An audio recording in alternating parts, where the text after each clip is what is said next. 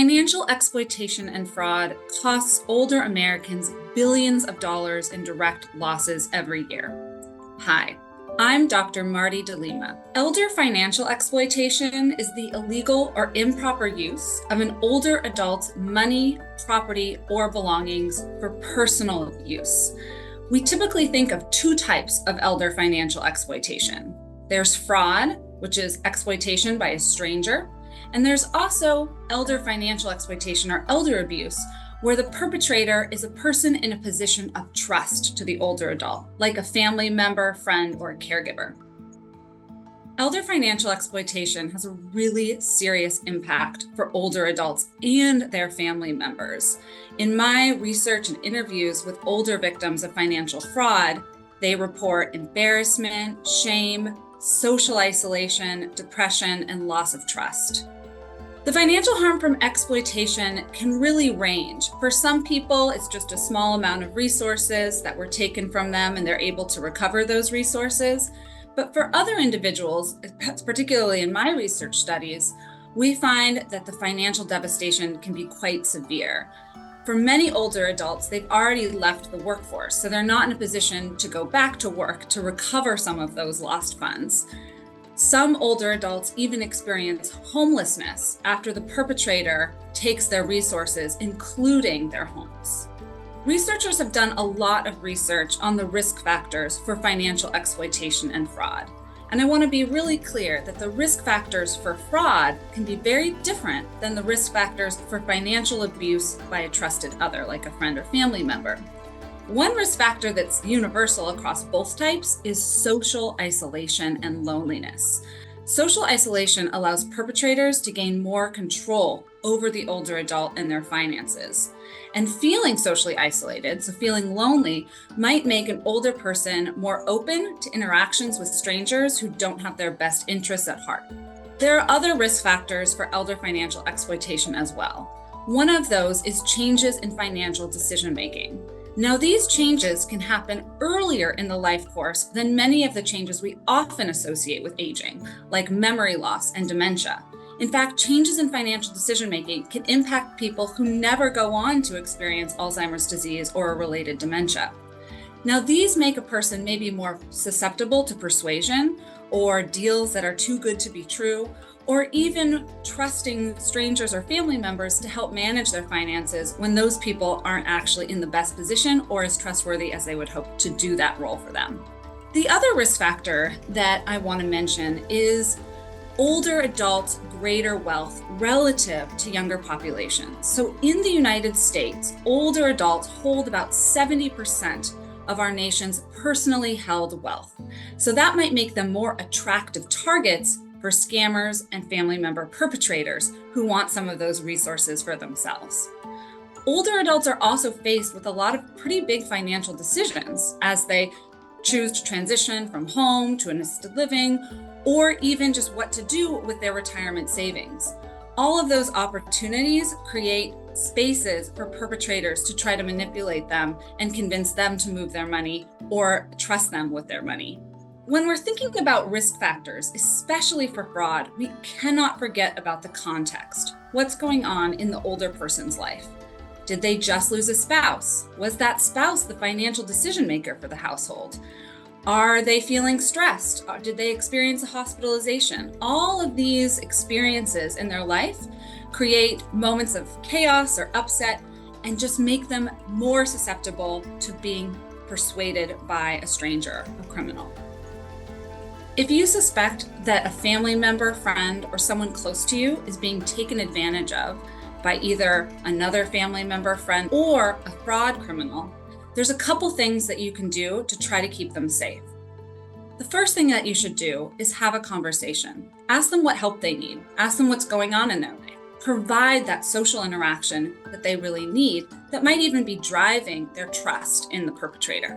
The second thing that you can do is you can offer to help manage their finances. Now, it's important. If you're taking over someone's financial management or even assisting them with their financial decisions, you need to be named as their agent under power of attorney. This allows you to have access to their accounts and to be able to monitor their safety and financial security. The third thing that you should do is, if you're concerned about this person's safety, you should make a report to your county's Adult Protective Services. Adult Protective Services is a state agency that's tasked with protecting the welfare of older and vulnerable adults. And last, if you believe that a crime has occurred, you should report to the police. There are a lot of scams out there. Some of the top scams affecting older adults today are tech support scams, imposter scams, whether that be a family member or a friend, romance scams. And we also can't forget about investment scams. Those are the 4 top scams impacting older adults. The best intervention for scams and fraud is prevention. We all need to be having conversations with our friends and family members about the types of scams that are out there in the consumer marketplace. So the next time that you have an interaction with a family member, you might want to tell them, hey, did you hear about this new family friend imposter scam that's using deepfakes and generative AI to try to convince older people that their family members are in trouble? How are we going to work together to try to make sure that this doesn't happen to you? One thing that friends and family members can do to help protect older adults from financial exploitation and fraud is have a conversation about cybersecurity and also kind of cyber hygiene. So is your loved one using social media sites like Facebook or Instagram? That's one of the most common ways that perpetrators are meeting older adults and targeting them with scams. The most important thing that we can do to help protect our family members and friends are providing social engagement and interaction, and in making sure that we know the people in their lives and that we're there to provide a buffer and safety and security to protect their finances. To reduce the risk of elder financial exploitation and fraud, one thing that families can do is talk about advanced financial care planning. Does this person you care about, do they have financial power of attorney named? Do they trust someone to help manage their finances in the future if there ever came a time that they couldn't do the role themselves? These are really important conversations to have earlier in the life course, before there's a health crisis or before some issue like a cognitive impairment or dementia takes hold and makes it impossible for that person to then legally name a proxy financial decision maker. Scammers use a variety of tactics to take advantage of older adults. In fact, they use these same tactics to take advantage of people of all ages. One of the most common tactics that is used by scammers is emotional arousal. Scammers either try to make someone feel really excited about a product or an investment or even a romantic relationship, because they know that that clouds that person's ability to make reasoned decisions, especially when it comes to their finances. But not all scams use positive emotional arousal in their pitch. A lot of scams use negative emotional arousal. They might make the person feel afraid, maybe that their family member is in trouble, or that they owe money to the government. Again, when you're in these states of high negative emotional arousal, you can't think clearly, and you're more likely to follow the scammer's directions in order to solve the problem. Remember, that problem doesn't actually exist.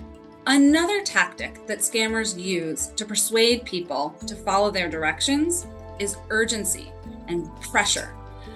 They want you to act right away and follow their instructions right away, because they know the moment that you speak to someone else, like a friend, a family member, even a banker, that is the moment that the scam will be broken. The whole ruse will end. So they want you to follow their directions immediately.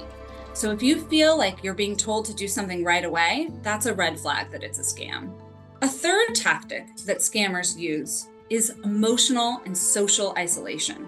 For example, in a romance scam, the alleged love interest might say, "Don't tell your adult children about our relationship. They'll never understand." The scammers are doing this to isolate the person from potential helpers, people who could intervene and stop the flow of money out of that older adult's accounts. The fourth persuasion tactic that scammers use is authority. Scammers never pretend to be a regular Joe Schmo off the street. They usually pretend they're a government agency or they're a tech support company like Microsoft or Apple or Google. They might even pretend to be your bank or the older adult's bank. So these are really common tactics that are seen all across different types of scams. So how do you know if you're being targeted by a scam? Well, there's a couple red flags to pay attention to. The first one is if you feel under a lot of pressure to act right away. The second thing that you should pay attention to is if you feel emotionally aroused or fearful or even excited. That's another tactic that scammers would use to get you to not make the right financial decisions. And the third one is secrecy.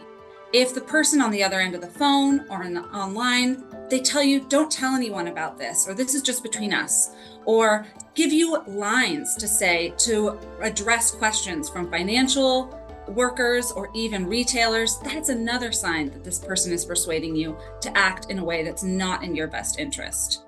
If you feel concerned that you're experiencing a scam, the best thing you can do is end the interaction right away. Shut down your computer, hang up the phone, and stop text messaging back and forth with the alleged perpetrator. If you feel that you have experienced financial exploitation or fraud, the very first place you should go is your financial institution. Tell them what's going on, alert them to what transactions you didn't agree to, and see if they can work with you to either get that money back or at least protect your accounts. The second thing you should do if you feel that you've been a victim of fraud or financial exploitation is file a report. You might want to report with your local police. You can also report to federal agencies like the Federal Trade Commission and the FBI. Those reporting web addresses are below. Scams are changing every day. Criminal groups are becoming so sophisticated. They're even using generative AI to make their scams just that much more convincing. What I want to leave you with is that anyone of any age can be a victim of financial exploitation or fraud. We need to be mindful that we don't use victim blaming language when we're interacting with people who've experienced these horrible crimes.